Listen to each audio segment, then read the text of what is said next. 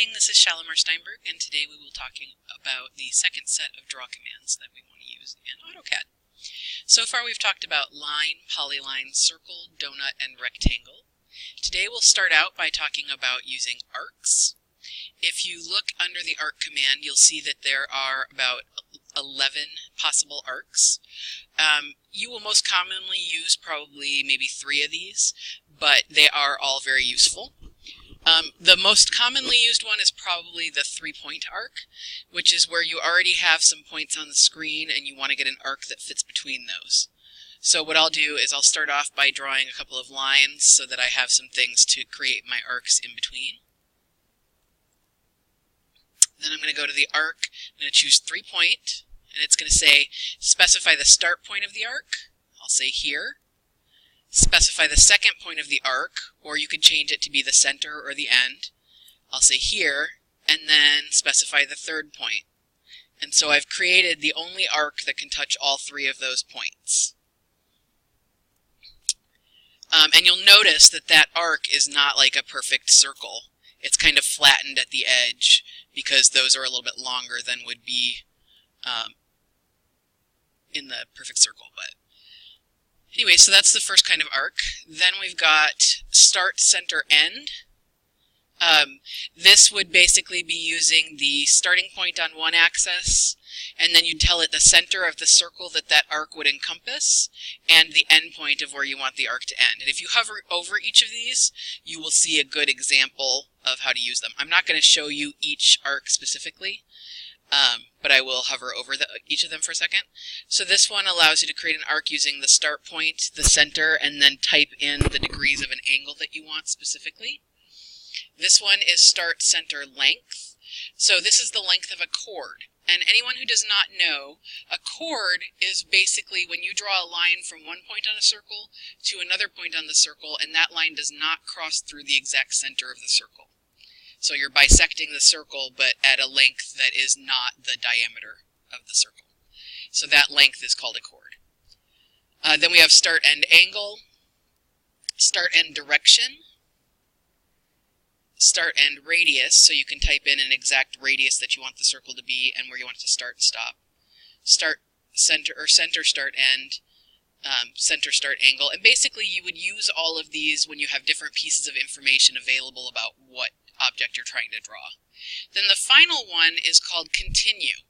And what this does is just start you at an arc touching the last arc that you did. So this allows you to do things like create a weird curved path if you're doing landscaping, or curve arcs around something in an object.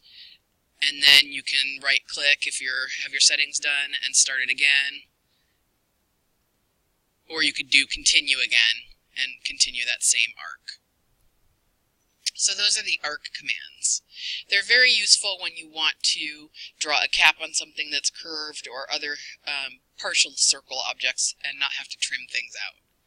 I'll be honest with you though, I usually find it quicker to draw a circle and then trim out the part that I don't want, because you don't have to sit there and think about what the angle is going to be and which parts do you want to touch it at. And one thing you have to know about arcs is that if you draw an arc and you start on the left side and then go towards the right, it's always going to want to curve underneath and go counterclockwise. Whereas if you start it on the right and then go towards the left, it's always going to go above and then continue going counterclockwise.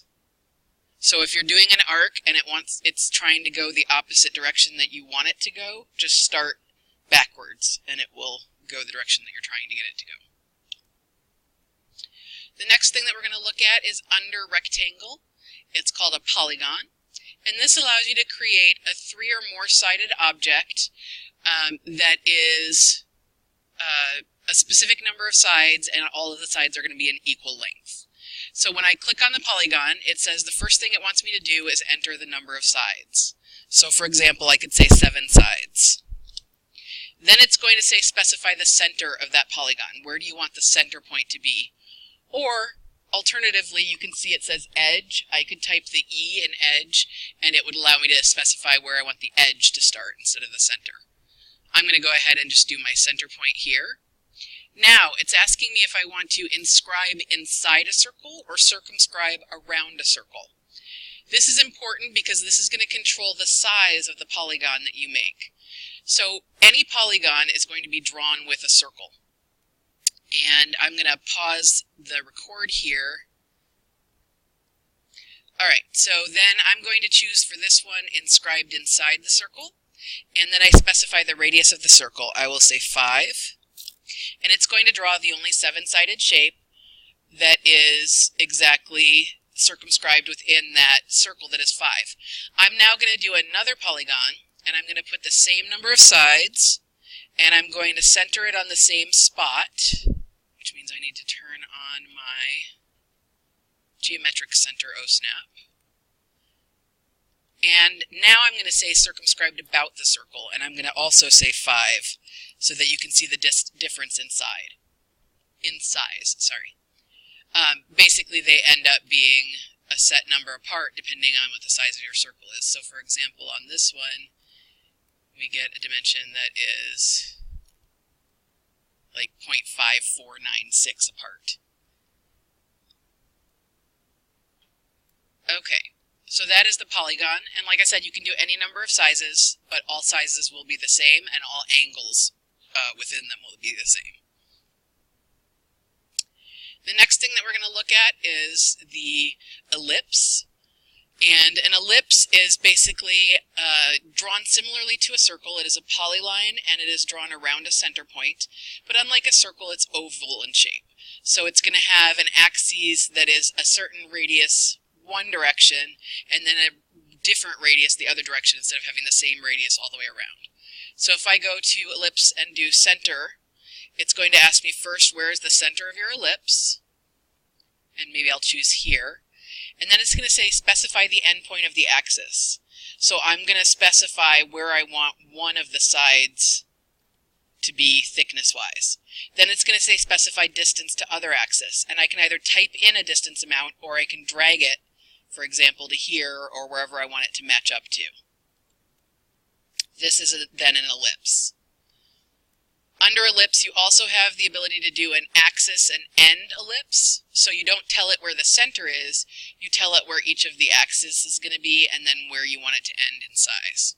So for this one, I would say specify the endpoint of an axis, then specify the other endpoint of that same axis, and now drag in or out or type the distance that you want the third axis to be.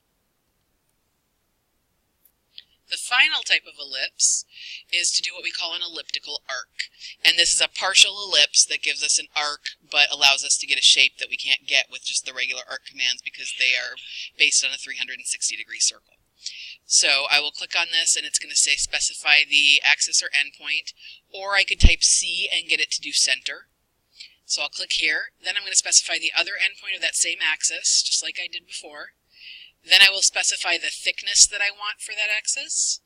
But now I have a final step, which is that I can drag my line to where I want that arc to start, and then I can drag it around for how much of that arc I want shown.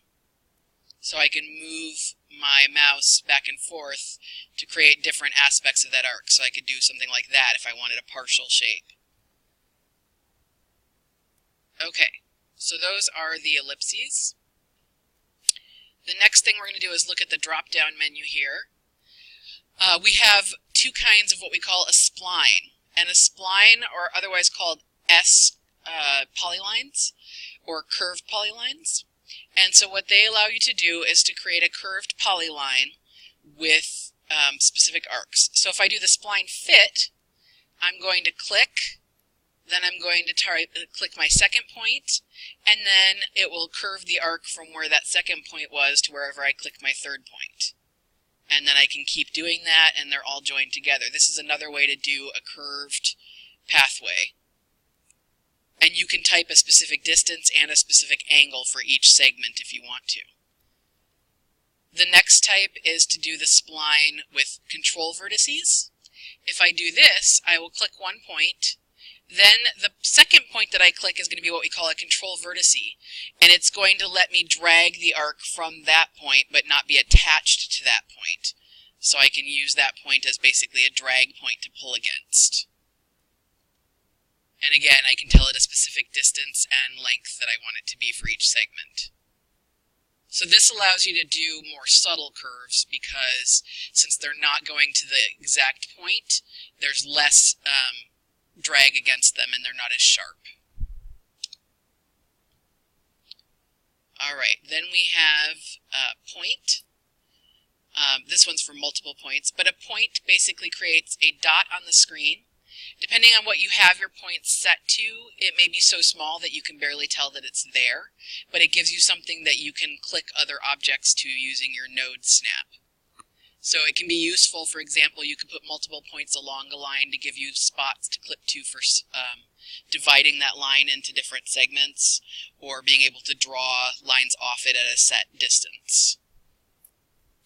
Then we've got the spiral, or helix. A helix allows you to draw a 2D or 3D spiral, so you can specify the center point of the base. So for example here, you can tell it the number of turns, and you can tell it the diameter of the circle that you want it to use. Then you specify the radius, etc. So if you do a 2D spiral, you're going to see the spiral going down, but you're not going to see the 3D effect. But if you turn it on its size, it will look like a corkscrew spiral going down in 3 dimensions. And you can tell it here T for turns, you can tell it more turns. You can tell it how high you want the turns spaced apart from each other if you're doing it 3-dimensional. And number of twists. Then we have the donut, which we've already covered. We have what we call a call-out cloud or a revision cloud. This allows you to draw a cloud around a part of your picture. Oops, that's not what I was trying for. Let's see here.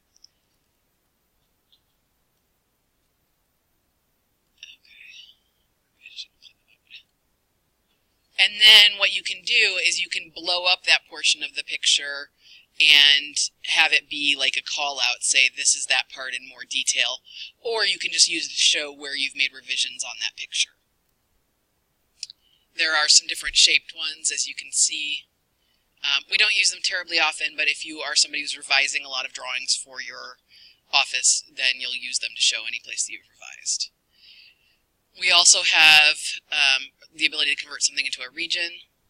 We have what's called a wipeout, which allows you to overlay an object in your drawing if you don't want it to print out. You can put basically like a blank white spot over the top of it. It saves space on printouts and things like that. We also have a command that's not shown on here that is a draw command, which is the solid shape. And you can type solid,